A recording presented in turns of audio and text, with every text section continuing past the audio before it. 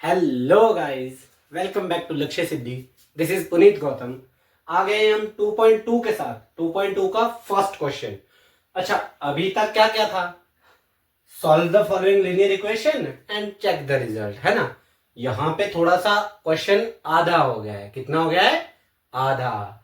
यहां है सिर्फ solve the following linear equation and all, that's all. Checking your result हमें इसमें नहीं करना है। क्या नहीं करना है? चेकिंग ऑफ रिजल्ट नहीं करना है। हमें सिर्फ यहां से आगे x की वैल्यू निकालनी है। अच्छा, x की ही क्यों? क्योंकि यहां वेरिएबल सिर्फ x है ना। आगे कुछ और वेरिएबल होगा तो हम किसी और वेरिएबल की वैल्यू निकालेंगे। चलिए यहां से शुरू करते हैं अगेन। अच्छा, क्वेश्चन नंबर है ये फर्स्ट। कौन सा है? फर्स्ट। अगेन मैं एक बात बोलूंगा, हिंदी मीडियम इंग्लिश मीडियम कोई फर्क नहीं पड़ता, क्वेश्चन हमेशा सेम ही होता है। ठीक है, मेरे बोलने में थोड़ी सी दिक्कत होगी कि जैसे मान लो मैं चर को वेरिएबल बोल दे रहा हूं, है ना। बाकी इससे अलावा तो कुछ नहीं है। तो इसको इससे आगे पहले हम करते हैं सॉल्व। तो ये होगा अगेन वेरिएबल वेरिएबल एक साथ है ना। तो इसे कर देते हैं x/2 x/3 is equal to 1/4 1/5। Constant constant एक साथ सर ने कर दिए, वेरिएबल वेरिएबल एक साथ सर ने कर दिया। लेकिन सर ने यहाँ पे साइन तो लगाए ही नहीं। उन दोनों के बीच ऑपरेशन क्या हो रहा है भैया? क्योंकि यहाँ -1/5 है तो यहाँ आके क्या हो जाएगा? प्लस। Very good, +1/5। ठीक है ना। अब ये x/3 यहाँ पे कुछ नहीं है तो हमें पता था कि 1 प्लस है। आई नो 1 और प्लस में थोड़ी कंफ्यूजन, बट कोई बात नहीं। कोई साइन नहीं है तो प्लस का साइन, कोई नंबर नहीं है तो 1। यहां कोई साइन नहीं है, दैट मीन्स प्लस का साइन है। उसको उस साइड लेके जा रहे हैं, लेफ्ट हैंड साइड लेकर जा रहे हैं तो काय का साइन? शाबाश, माइनस का साइन। ठीक है, इसको फर्दर सॉल्व करते हैं भैया। अगेन वही एलसीएम वाली बात आ गई। 3 2 ले लिया हमने, 6 इज इक्वल टू 4 5 ले लिया हमने 20। बिकॉज अगर इसको हम सॉल्व भी करेंगे तो किस तरह से होगा देखिए। 2 और 3 का 2 1 2 3 3 1 3। ऐसे ही सीखा था ना हमने एलसीएम निकालना। 2 3 6। ठीक है, तो इसलिए हम डायरेक्ट यहाँ मल्टीप्लाई कर देते तो क्या ही जा रहा है ना। तो इसको रब कर देते हैं भैया। अच्छा, यहां आ गया एलसीएम 6, यहां आ गया एलसीएम 20। तो इसको इससे डिवाइड, डिनोमिनेटर डिनोमिनेटर डिवाइड, है ना। और न्यूमिनेटर से उसको मल्टीप्लाई। तो 3 2 6। हाँ सॉरी, उल्टा कह दिया। 2 3 6, है ना। तो यहाँ 3 आया आंसर। 3 1 3 3x माइनस 3 2 6, है ना। 2 आया, 1 से मल्टीप्लाई किया तो 2x। ठीक है। 4 5 25 आया, 5 को 1 से मल्टीप्लाई किया तो 5 प्लस 5 4 20। 4 आया तो 4 को 1 से मल्टीप्लाई किया तो 4। तो ये कुछ इस तरह से हो गया x/6 इज इक्वल टू 9/20। जी हाँ, 9/20। अब हमें सिंपल x की वैल्यू निकालनी है। x में 6 डिवाइड कर रहा है तो जब हम इक्वल टू के उस तरफ उसे ले जाएंगे, इक्वल टू के लेफ्ट हैंड साइड। देखिए, अगर मैं आपके सामने इसके पैरेलल खड़ा रहूं, ऐसे खड़ा रहूं, तो इक्वेशन के राइट हैंड साइड है x/6, इक्वेशन के लेफ्ट हैंड साइड है 9/20। ठीक है, तो यहां पे राइट हैंड साइड में वेरिएबल को 6 डिवाइड कर रहा है। और उसको राइट हैंड साइड ले आए, सॉरी, अगर उसको लेफ्ट हैंड साइड ले आए तो वो डिवाइड का चेंज हो जाएगा मल्टीप्लाई। वेरी गुड, यहां ध्यान दीजिए। यहां पे ये हो जाएगा x is equal to 9/20 multiply by 6। Simply हम इसे कट कर देंगे, 2 के टेबल से करेंगे। 2 3 6, 2 10 20। हाँ, अब इसको रहने देंगे ऐसे ही क्योंकि यहाँ पे कट नहीं हो पा रहा है। 9 मल्टीप्लाई बाय 3, 9 3 27/10। हालांकि ये यहाँ पे भी आंसर आ चुका है, लेकिन इसको फर्दर सॉल्व करने पर हमें प्राप्त होगा x इज इक्वल टू 2.7। आइए एक और चीज आपको दिखाता हूं। आपके मैथ्स के टीचर ने जरूर आपको ये चीज बताई होगी। जब इस तरह की डिजिट हमारे पास डिनोमिनेटर में होती है जिसमें एक डिजिट 1 है और आगे 0 ही 0 है। एक डिजिट 1 होना कंपलसरी है। 1 की जगह पर, अगर इस 1 की जगह पर 2 है, 3 है, 4 है तो फिर ये वाली ट्रिक काम नहीं करेगी। समझे? जैसे कि यहाँ डिनोमिनेटर में था 10, अगर डिनोमिनेटर में होता 20 तो ये ट्रिक काम नहीं करती, डिनोमिनेटर में होता 30 तो भी नहीं करती, सिर्फ 10 से करेगी ये ट्रिक काम। ठीक है, अच्छा ट्रिक क्या है सर? ट्रिक तो बताई नहीं, बाकी सारी बातें बता दी। अच्छा ट्रिक है कि जब इस तरह की डिजिट हो, चाहे वो 10 है, चाहे 100 है, चाहे 1000 है, चाहे 1 लाख है, चाहे 10 लाख है, अगर इस तरह की डिजिट हमारे पास डिनोमिनेटर में हो तो हम उसकी जीरो काउंट करते हैं। क्या काउंट करते हैं? जीरो। अच्छा काउंट तो करते हैं पर किस लिए? वो जीरो इसलिए काउंट करते हैं कि जैसे यहां पर 1 जीरो है, कितनी बार जीरो है? एक बार जीरो है, तो जो उसका न्यूमिनेटर है उसके लेफ्ट हैंड साइड से हम उतनी ही डिजिट छोड़ेंगे जितनी हमारे पास डिनोमिनेटर में जीरो होगी। जैसे यहां पे 1 जीरो थी ना, एक बार जीरो थी, तो हमने एक डिजिट छोड़ के डेसिमल लगा दिया। क्या लगा दिया? डेसिमल लगा दिया। अगर यहां 100 होता तो 2 डिजिट छोड़ के डेसिमल लगाते। आई होप इतना क्लियर हो गया होगा। So this is the value of variable. So this is the first question. Now let's move forward to the second question. Thank you. So here we have second question. Second question तो है लेकिन variable वाले हैं 3 digit. अगर equation की भाषा में बात करें तो 3 टर्म में वेरिएबल लगा हुआ है। एक टर्म ये n/2 हो गई, दूसरी टर्म 3n/4 हो गई, तीसरी टर्म 5n/6 हो गई। 21 तो कोई दिक्कत नहीं, हमें 21 तो बहुत बढ़िया है, उस साइड हमें कुछ कैलकुलेशन नहीं करनी है। लेफ्ट हैंड साइड सर ये थोड़ा सा मुश्किल हो गया। क्या ये सही में मुश्किल हुआ? चलिए देखते हैं। और अगर इसको हम सॉल्व बिल्कुल इजी वे से करें ना तो उतना इजी हो सकता है जितना आप चाहते हो। तो जैसे हम इसको सॉल्व करते हैं।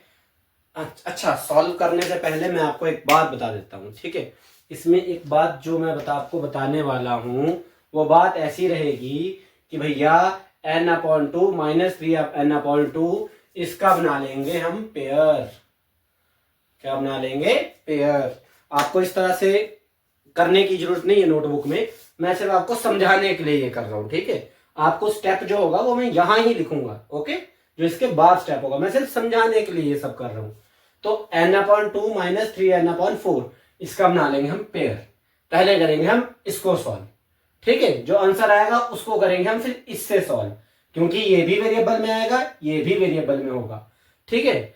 कैसे करेंगे आइए मैं बताता हूं। 2 और 4, चलिए इसका एलसीएम निकालते हैं। क्या 4 2 8 आएगा? नहीं आएगा दोस्तों।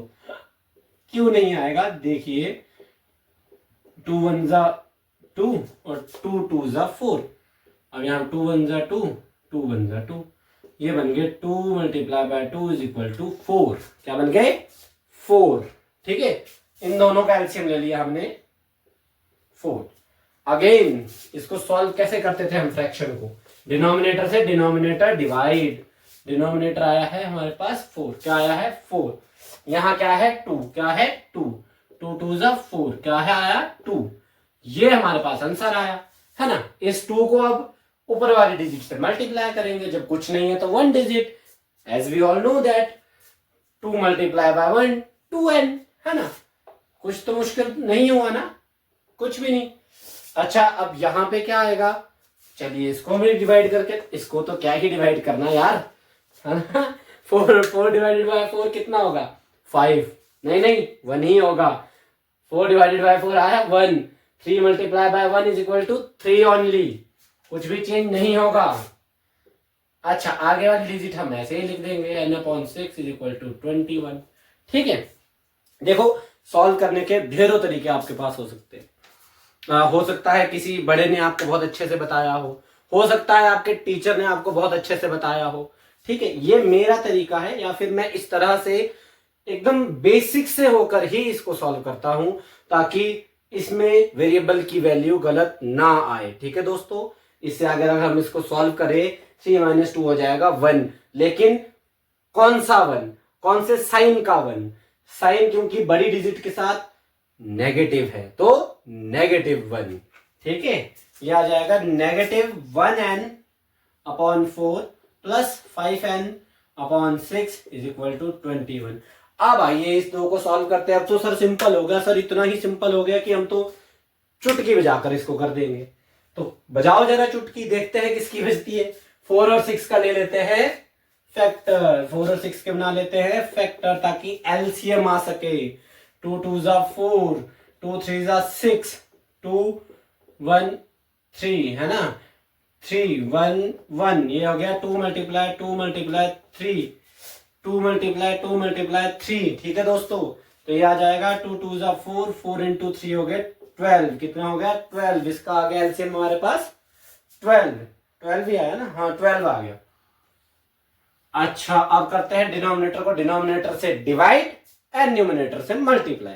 हिंदी मीडियम वालों क्या कहते हैं यार, आंसर आ रहा है ना, हर को हर से डिवाइड मतलब भाग, और जो आंसर आएगा उसको अंश से गुणा। ठीक है, अगर यही कहते हैं तो लाइक करो और सब कमेंट में बताओ कि सही कहा सर ने कि गलत कहा। ठीक है, तो 4 3 जा 12, 3 को 1 से मल्टीप्लाई करेंगे तो 3 1 जा 3, लेकिन -3। कौन सा 3? -3, क्योंकि नेगेटिव यहां साइन पहले से लगा हुआ है। अब यहां सॉल्व कर लेते हैं, डिनोमिनेटर डिनोमिनेटर डिवाइड, 6 2 जा 12, 2 आया, 2 को 5 से मल्टीप्लाई करो, 5 2 जा 10, 10n is equal to 21, 10n is equal to 21। ये रफ वर्क जो है उसको कर लेते हैं हम इरेज। देखो रफ वर्क इरेज हो गया, यहां सॉल्व हो गया। चलिए फर्दर सॉल्व करते हैं। क्या अब आएगा, एक डिजिट पॉजिटिव है, एक डिजिट नेगेटिव है, तो भैया बताओ इसका आंसर। क्या 2 सेकंड दूं? सोचा कुछ? चलिए मैं बताता हूं। ये एक पॉजिटिव है एक नेगेटिव है, तो ये आपस में हो जाएंगे नेगेटिव, घटाव हो जाएगा इनका आपस में, घटाव इन से सब्ट्रैक्ट हो जाएंगे आपस में। तो 10 में से 7 माइनस हो गया, अरे इतना मुश्किल मैथ्स। 10 में से 3 जाएंगे तो पता ही नहीं हमें क्या आएगा, 10 में से 3 जाएंगे तो आ जाएगा 7n अपॉन 12, 7n अपॉन जी हाँ 12 is equal to 21, is equal to 21। यहाँ पे साइन सर ने कुछ नहीं लगाया, हालांकि यहाँ तो माइनस का साइन भी था, तो यहाँ माइनस का साइन भी सकता था, पर क्यों नहीं लगाया? क्योंकि as we all knew that कि भैया जब जो साइन बड़ी डिजिट के साथ होता है हम सिर्फ वही साइन लगाते हैं। तो यहाँ बड़ी डिजिट के साथ था पॉजिटिव का साइन, इसलिए हमने कुछ नहीं लगाया। पॉजिटिव लगाओ ना लगाओ एक ही बात है ना। हाँ, अगर वो पॉजिटिव किसी नेगेटिव डिजिट के बाद आता हो, जैसे -3n + 10n, तब तो लगाना कंपलसरी है। या माइनस के बाद भी ना आए, दो के बीच ऑपरेशन हो रहा हो, यहाँ होता 3n + 10n, तब भी लगाना बहुत जरूरी है। तो ये छोटी मोटी चीज है जो आपको समझ जानी चाहिए। ठीक है, खैर आगे फर्दर सॉल्व करते हैं। अब अगेन 7 हो रहा है वेरिएबल से मल्टीप्लाई, बाहर जाके होगा डिवाइड, 12 हो रहा है वेरिएबल से डिवाइड, बाहर जाके होगा मल्टीप्लाई। तो इनका बन जाएगी उल्टी पुल्टी सरकार। उल्टी पुल्टी सरकार से क्या मतलब है, is equal to 21 multiply by 12 upon 7, है ना, सिंपल। ये हो जाएगा कट, 7 1 जा 7, 7 3 जा जी हाँ 21। तो n की वैल्यू आ गई 12 multiply by 3, 36। This is the value of our variable.